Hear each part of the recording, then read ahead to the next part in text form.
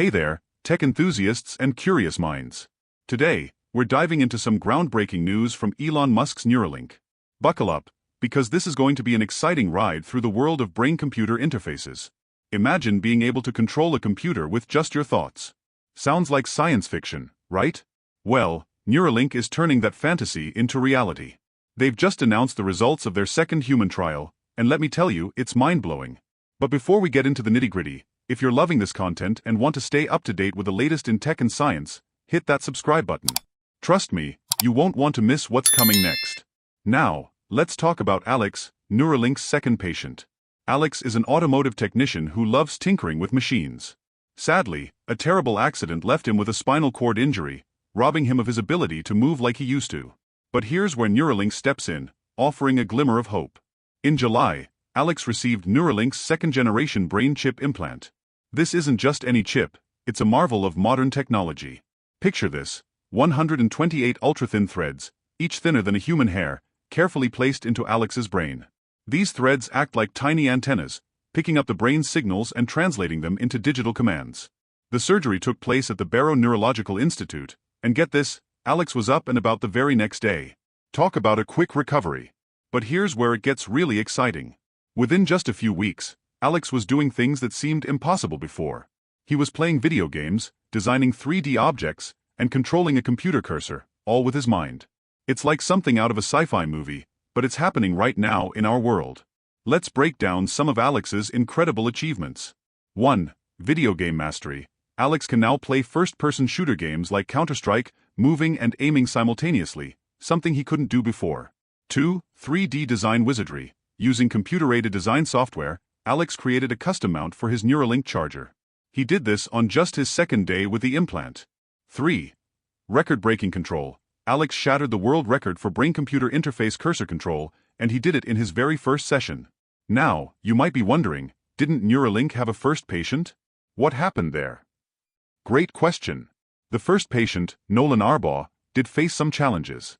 About 85% of the electrodes in his brain chip retracted shortly after implantation. But here's the thing, Neuralink learned from this setback. For Alex, they made some crucial changes. 1. They doubled the number of threads from 64 to 128. 2. They placed the threads deeper into the brain tissue, 8 mm instead of 3 to 5 mm. 3. They shaped the skull to minimize gaps under the implant. These changes paid off big time. Alex's recovery has been smooth sailing, with no complications reported so far. But Neuralink isn't stopping here.